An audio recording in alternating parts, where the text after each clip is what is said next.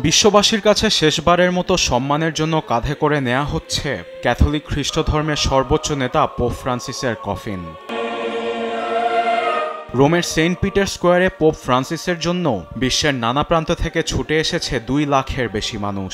4000 যাজকসহ শেষকৃত্য অনুষ্ঠানে উপস্থিত 750 বিশপ ও 220 জন কার্ডিনাল। অন্ত্যেষ্টিক্রিয়ার নেতৃত্ব দেন কার্ডিনাল জিওভানি বাতিস্তা রেই। খ্রিস্ট ধর্মে সারা জীবনের অবদানের জন্য পোপের কফিনের বুকে রাখা হয় গসপেলের বই। পোপকে শেষবারের মতো সম্মান জানাতে ভ্যাটিকান শহরে উপস্থিত হন বিশ্বনেতারা। পোপের কফিনের সামনে দাঁড়িয়ে সম্মান জানান মার্কিন প্রেসিডেন্ট ডোনাল্ড ট্রাম্প ও তার স্ত্রী মেলানিয়া ট্রাম্প। একইভাবে সম্মান জানান ফরাসি প্রেসিডেন্ট এমানুয়েল ম্যাক্রো। রুশ ইউক্রেন যুদ্ধের মাঝেই এসেছেন প্রেসিডেন্ট ভ্লাদিমির জেলেনস্কি। দেখা করেন অনেকের সঙ্গেই।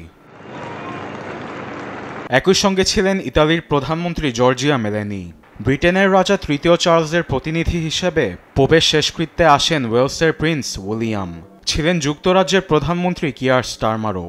মধ্যপ্রাচ্য থেকে পোপকে শেষ সম্মান জানাতে আসেন জর্ডানের বাদশাহ আবদুল্লাহ। একই সঙ্গে ছিলেন Brazilian president Luiz Inacio Lula da Silva, স্পেনের বাদশাহ ফিলিপে, আর্জেন্টিনার প্রেসিডেন্ট জাভিয়ার মিলেই সহ অনেকেই। পোপের ভালো বন্ধু হয়ে শেষকৃত্যে সম্মান জানাতে সেন্ট পিটার স্কোয়ারে উপস্থিত হন বাংলাদেশের অন্তর্বর্তী সরকারের প্রধান উপদেষ্টা ডক্টর মোহাম্মদ ইউনুস। কফিনের সামনে পোপ ফ্রান্সিসকে শেষ সম্মান জানান তিনি। সেন্ট পিটার স্কোয়ারে শেষকৃত্যের পর পোপ ফ্রান্সিসের শেষ ইচ্ছা অনুযায়ী তাকে দাফন করা হবে রোমের সান্তা মারিয়ার বাসিলিকায়। 28 বছর বয়সী ধর্মীয় নেতার অন্ত্যেষ্টিক্রিয়া ঘিরে রোম জুড়ে নেমেছে শোকের ছায়া।